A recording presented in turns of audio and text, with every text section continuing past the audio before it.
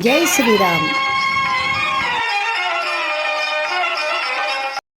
భగవద్భక్తులందరికీ కూడా ఝాన్సీ ఆధ్యాత్మిక ముచ్చట్లకి స్వాగతం, సుస్వాగతం. ఈరోజు ఈ ఆధ్యాత్మిక ముచ్చట్ల ప్రవాహంలో అష్టావక్ర గీతలో ఆత్మ ఏకం అనే విషయం గురించి తెలుసుకుందాం. అసలు జనక మహారాజుకి వచ్చిన సందేహాలేంటో ఒకసారి గుర్తు తెచ్చుకుందాం. ముక్తిని ఎలా సాధించాలి, వైరాగ్యం ఎలా నిలుస్తుంది అని అడిగారు.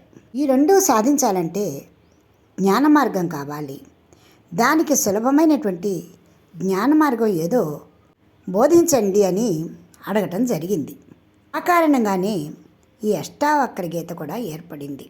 ఆ పరంపరలో భాగంగానే అష్టావక్రులు అనేక విధంగా వైరాగ్యాన్ని సంపాదించుకోవడం కంటే వచ్చిన వైరాగ్యాన్ని ఏ విధంగా నిలబెట్టుకోవాలో చెప్తున్నారు. అందులో భాగంగానే ఆత్మ ఏకం, ఉన్నది ఒక్కటే, అదే ఆత్మ. తేన జ్ఞానఫలం ప్రాప్తం యోగాభ్యాసఫలం తథా తృప్తః స్వచ్ఛేంద్రియో నిత్యం ఏకాకీ రమతే తు యః. నాయన, ఎప్పుడు కూడా అనేక సుఖ దుఃఖాలకి నిలయమైనటువంటి ఈ లోకంలో విహరిస్తూ అంటే జీవిస్తూ జీవన్ముక్తుడిగా చెలింపకుండా ఎలా ఉండాలి అనే విషయాన్ని ముందుగా గురిపెట్టి ఆలోచించు. ఎప్పుడైతే నిన్ను నీవు స్థిమితపరుచుకున్నావో అప్పుడు జీవితంలో ఎలాంటి పెను తుఫానులు వచ్చినా కూడా తట్టుకొని నిలబడతావు, ఆనందంగా మాత్రమే ఉండగలుగుతావు. అందుకు కారణము తేన జ్ఞాన ఫలం ప్రాప్తం. శాంతించిన ఇంద్రియాలతో కోరికలు లేకుండా తృప్తిగా నిత్యం ఏకాంతాన్నంతా కూడా అనుభవిస్తూ ఎవరైతే ఉండగలుగుతారో వారు యోగాభ్యాస ఫలాన్ని, జ్ఞానాధ్యయన ఫలాన్ని కూడా పొందినవారే. కాబట్టి వారు ఎప్పుడు కూడా స్థిమితమైన స్థితిలో ఉంటారు. అల్లకల్లోలంగా ఉన్న మహాసముద్రంలో ఉన్నా కూడా దేనికి చింతించరు, భయపడరు.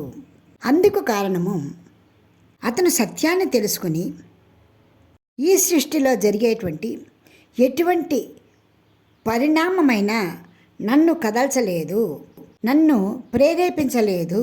అందుకు కారణము కష్టాలలో ఉన్నాను, సుఖాలలో ఉన్నాను, సృష్టి అంతా నేను వ్యాపించి ఉన్నాను, గాలిలాగా, సూర్యరశ్మిలాగా. కాబట్టి నాకు భేదమే లేనప్పుడు భయం ఎందుకు అనేటువంటి చక్కటి సత్యమైనటువంటి జ్ఞానాన్ని కలిగి ఉంటాడు. ఆ పరిస్థితులలో అతనికి ఆనందం తప్ప ఇంకా వేరే ఏమీ ఉండదు. ఆయన ఎట్లా ఉంటాడో విను. యస్తు భోగేషు భుక్తేషు నా భవిత్యది వాసితః అభుక్తేషు నిరాకాంక్షి తాదృశో బహుదుర్లభ. అతనికి అనుభవింపబడిన విషయాల స్మృతులు కానీ, అందుబాటులో లేని విషయాల యొక్క ఆలోచనలు కానీ లేనటువంటి ప్రశాంతమైన నిర్వికారమైనటువంటి మనసుతో ఆనందంగా ఉంటాడు. కళ్ళు ఎప్పుడు కూడా ఆనందంతో స్వచ్ఛంగా ఉంటాయి. అయితే అటువంటి వారు ఉంటారా అని నీకు అనుమానం రావచ్చు. అలాంటి వారు దొరకటము చాలా దుర్లభం. ధర్మార్థ కామ మోక్షేషు జీవితే మరణే తథా కశ్యాప్యుదార చిత్తస్య హేయోపాదేయత నహి. ధర్మార్థ కామ మోక్షాలందు జీవన మరణ సమయాలందు కూడా సమబుద్ధి కలిగి దేనిని కోరకుండా, నిరాకరించకుండా అన్నిటినీ ఆనందంగా స్వీకరిస్తూ సమబుద్ధితో ఉండేవాడు దొరకటం చాలా దుర్లభం. అయితే వాళ్ళందరికీ కూడా అతీతంగా ఉంటూ చూస్తున్నా, వింటున్నా, స్పృశిస్తున్నా, వాసన చూస్తున్నా, ఏ పని చేస్తున్నా కూడా ఆనందంగా మనసును నిర్మలంగా ఉంచుకోగలిగిన వాడే నిత్య తృప్తుడు, నిత్య సంతోషి. బాహ్య ప్రపంచము యథార్థం కాదని, భావన మాత్రమేనని దృఢంగా నమ్మినటువంటి వారికి ఈ జ్ఞానము త్వరగా పట్టుబడుతుంది. శూన్యా దృష్టిర్వృధా చేష్ట వికలానేంద్రియాని చ నా స్పృహ నా విరక్తిర్వా క్షీణ సంసార సాగరే. ఎవరైతే ఈ విధంగా ఇష్టాలనేవి లేకుండా ఉంటాడో అతను సంసారంలో ఉన్న సన్యాసిగా ఉన్నా కూడా భావశూన్యంగా ఉండగలుగుతాడు. అంటే అతను ఎప్పుడూ కూడా నిర్వికల్ప సమాధిలో ఉంటాడు. సామాన్య మానవులు ఎప్పుడూ కూడా సవికల్ప సమాధిలో ఉంటే జ్ఞానవంతుడయి జీవన్ముక్త స్థితిని పొందినటువంటి వాడు ఎప్పుడూ కూడా నిర్వికల్ప సమాధిలోనే ఉంటాడు. అంటే ప్రయత్నపూర్వకంగా పనులే కాదు, ఆలోచనలు కూడా ఆయన మనసులోకి చొచ్చుకొనవు. అదే నిర్వికల్ప సమాధి అవుతుంది. అప్పుడు వారి మనసుకి అల్లకల్లోలము రాదు, బాధలు రావు, సంతోషము రాదు. కాబట్టి స్థితప్రజ్ఞుడిలా ఉంటాడు. ఎవరైనా కూడా ఈ మానవ జన్మ ఎత్తిన తర్వాత ముందుగా నేర్చుకోవాల్సింది ఒడిదుడుకుల నుండి తట్టుకోవడం ఎలాగా, మనని మనం నిబ్బరపరచుకోవడం ఎలాగా అనేది నేర్చుకోవాలి. ఎందుకంటే సంసారం జీవిత కాలంలో అనేక రకాలైన ఆటుపోట్లు వస్తూ ఉంటాయి. అట్టివారే ఈ బాహ్య ప్రపంచం అంతా కూడా యథార్థం కాదు, ఇది భావన మాత్రంగా వచ్చింది, క్షణమాత్రమే. ఈ ఆటుపోటలని మనం ఏమీ చేయలేము, వచ్చినప్పుడు భరించాలి, లేనప్పుడు చూస్తూ ఊరుకోవాలి అనేటువంటి జ్ఞానము, జిజ్ఞాస వాళ్ళకి వచ్చేస్తుంది. నా జాగర్తి నా నిద్రాతి నోన్మీలతి నమీలతి అహో పరదశ క్వాపి వర్తతే ముక్తచేతసః. ఇందులో ముక్తస్థితికి వెళ్ళేవారు ఏమేమి పట్టించుకోకుండా ఉంటారో ఒకదాని వెనుక ఒకటి చెప్తున్నారు చూడండి. అతనికి జాగ్రత్త అవస్థ లేదు, నిద్రావస్థ లేదు. లేదు అని కాదు, లేదు అంటే ఆయన నిద్రపోరా, మెలకుగానే ఉంటారా అని కాదు. ఆయన మెలకుగా ఉన్నా నిద్రపోయినా కూడా ఆయన మనస్సు ఏకాంతంగా ఆత్మలో లీనమై ఉంటుంది. బాహ్యంగా ఎన్ని పనులు చేస్తున్నా నిరంతరంగా మన శ్వాస, ఎన్ని పనులు చేస్తున్నా శ్వాస ఏ విధంగా పీల్చుకుంటున్నామో సంబంధం లేకుండా అదేవిధంగా దృష్టి భగవంతునిపైనే ఉంటుంది. అందువల్ల ఆయన నిద్రావస్థలో ఉన్నారా, మెలకుగా ఉన్నారా అన్న ఆలోచన కూడా ఆయనకి ఉండదు. సర్వత్ర దృశ్యతే స్వస్థః సర్వత్ర విమలాశయః సమస్త వాసనా ముక్తో ముక్త సర్వత్ర రాజతే.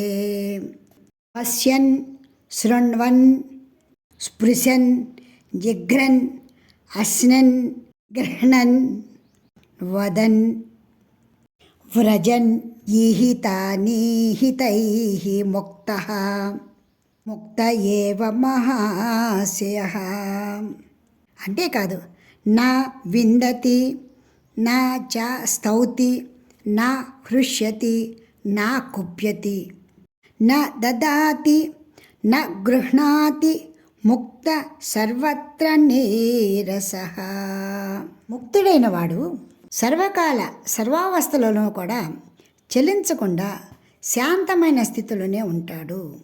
చూడడం, వినడం, స్పృశించడం, వాసన చూడడం, తినడం, ఆమోదించడం, మాట్లాడడం, నడవడం అన్ని క్రియలను చేస్తూ ఉన్నప్పటికీ కూడా మోహం కానీ క్రోధం కానీ లేకుండా నిశ్చలంగా స్వతంత్రంగా నిత్యముక్తుడై ఉంటాడు. అంతేకాదు, మనస్సులో కూడా ఈ విధంగా జీవన్ముక్త స్థితిని పొందినటువంటి వాడు ఎవరిని నిందించడు, స్తుతించడు, స్తుతిని కోరుకోడు. కోపం కానీ సంతోషం కానీ ఉండవు. దానం చేయడం కానీ దానం తీసుకోవాలని అనేటువంటి భావన కానీ వాళ్ళలో ఉండదు. సర్వ విషయాల్ని కూడా విసర్జించిన వాళ్ళై ఉంటారు. అట్టివారు అందాన్ని చూసినా కూడా మోహపడరు, విపరీతమైన అనురాగానికి కూడా కట్టుబడరు. అట్టివారు అటు తల్లి ప్రేమైనా, భార్య ప్రేమైనా, బిడ్డ ప్రేమైనా కూడా చివరికి ప్రియురాలి ప్రేమను కూడా మనసులోనికి రానివ్వరు, అన్నీ విసర్జించి ఉంటారు. అందుకు కారణం వారికి మోక్షకాంక్ష లేదు, ముక్తికాంక్ష ఉండదు, ధ్యానం చెయ్యాలి అనే ఆలోచన ఉండదు, సమాధికి వెళ్ళాలి అన్న కోరిక కూడా ఉండదు, సంసార జంజాటను అసలే ఉండదు. వారు నిర్మలమైనటువంటి ఆకాశంలా ఉంటారు. సుఖే దుఃఖే నరే నార్యాం సంపత్సు చ విపత్సు చ విశేషో నైవ ధీరస్య సర్వత్ర సమదర్శినః. అన్ని విషయాలలో కూడా స్త్రీ అని కానీ, పురుషుడని కానీ, బాలుడని కానీ, చెట్టు చేమ పుట్ట అసలు వారికి ఏ విధమైనటువంటి భావాలు కూడా రావు. సమస్తాన్ని సమదృష్టితో చూస్తూ ఉంటారు. ఎప్పుడైతే వారు అలాంటి ముక్త స్థితికి వెళ్ళారో వాళ్ళకి కరుణ, హింస, దీనత్వము, గొప్పదనము, ఆశ్చర్యము, అలజడి ఇలాంటి భావాలు కూడా వారికి ఉండవు. తెలుసో తెలియకో వారి వల్ల ఏదైనా జరిగినా కూడా వారి మనసుకి ఆ సంగతి కూడా తెలియదు. అట్టి జీవన్ముక్త స్థితిని పొందిన వారికి ఇంద్రియ విషయాలపై ఆసక్తి కానీ ద్వేషం కానీ ఉండవు. ఇంకా ముఖ్యమైన విషయం ఏమంటే ఎవరికీ కూడా మరణం అంటే పెద్ద భయం కానీ, మరణించిన వారిని చూస్తే ఏదో బాధ కానీ, కొంచెమే కానీ తాత్కాలికంగా ఉంటుంది. కానీ కోపం వచ్చేది క్రోధం, కామం, అవమానం వీటి వల్ల మనసు రగిలిపోతూ ఉంటుంది. ఇట్టివారు అహంకార మమకార వర్జితులై ఈ సృష్టి గురించి కానీ, ఆత్మ గురించి కానీ సంపూర్ణమైనటువంటి దృఢ జ్ఞానంతో ఉండి సర్వ కోరికలు నశించిన వారై సమస్త కార్యాలు చేస్తున్నప్పటికీ కూడా వారు చేయనట్టుగానే ఉండి ముక్త స్థితిని పొందుతూ ఉంటారు. ఎప్పుడైతే ఇటువంటి లీనమైపోయేటువంటి స్థితి వచ్చిందో అప్పుడు వారు మన ప్రకాశం సమ్మోహ స్వప్నజాడ్య వివర్జిత దశాం కామపి సంప్రాప్తో భవేత్ గళిత మానసః. చిత్తం ఎప్పుడైతే ప్రశాంత స్థితికి వెళ్ళిపోయిందో వారు అనిర్వచనీయమైనటువంటి ఆనంద స్థితిని పొందుతూ ఉంటారు. అయితే ఈ అష్టావక్ర గీత, జనక మహారాజు ఇవన్నీ చాలా కాలం అయిపోయిన మాట. మనకి ఈ వాస్తవంగా మనం తెలుసుకోగలమా అని అనుకోవచ్చు. మన సమకాలీనులు అని చెప్పడానికి అవకాశం ఉందో లేదో తెలియదు, కానీ ఖచ్చితంగా మన తండ్రులకి సమకాలీకులే. ఈ యోగానంద ఆత్మకథలో ఆయన ఒక 60 ఏళ్ళు అయిందేమో పోయి, ఆయన జీవితకాలంలో కలుసుకున్నటువంటి మహామహులందరూ కూడా ఏ విధంగా ఆత్మానందాన్ని పొందుతూ తన్మయత్వం చెందారో చక్కగా చెప్పారు. అందులో ఆనందమయ మాత ఒక్క సెకండ్ మాట్లాడతారు, రెండవ సెకండ్లో ఆ భగవంతునిలో ఆత్మలో లీనమైపోయి ఆనందంగా ఉంటారన్నమాట. అవకాశం ఉంటే మీకు సమయం దొరికినప్పుడు యోగి ఆత్మకథ నేను ఈ యూట్యూబ్లో పెట్టానండి, తప్పకుండా వినండి. ఒక యోగి ఆత్మకథ అనే పేరుతో ఉంటుంది. నిజంగా ఆయన మనసుతో రాసిన పుస్తకం అండి అది. అందరూ కూడా దాంట్లో ఎంతోమంది అలౌకికమైనటువంటి ఆనందాన్ని అనుభవిస్తూ ఉంటారు. అంటే ఇది చాలా వాస్తవము అని చెప్పడం కోసం నేను మీకు ఉదాహరణగా చెబుతున్నాను అన్నమాట. ఈ విధంగా జనక మహారాజుకి అష్టావక్రులు చెబుతూ, నాయన రెండవది లేదు, ఆత్మ మాత్రమే ఉన్నది ఆత్మ మాత్రమే, కాబట్టి ఆ ఉన్న ఒక్క దానిని మాత్రమే దృష్టిలో పెట్టుకో. ఈయన చాలా బాగా ఈ అధ్యాయం అంతా కూడా ఆత్మ గురించి, స్థితి గురించి చాలా బాగా చెప్పారండి. మీరు కూడా అటువంటి ఆనందాన్ని అనుభవించాలని కోరుతూ వచ్చే అధ్యాయంలో లక్ష్యం గురించి తెలుసుకుందాం. ఇప్పటికి స్వస్తి. జై శ్రీరామ్. మీకు ఈ వీడియో నచ్చితే లైక్ చేయండి, షేర్ చేయండి, సబ్స్క్రైబ్ చేయండి.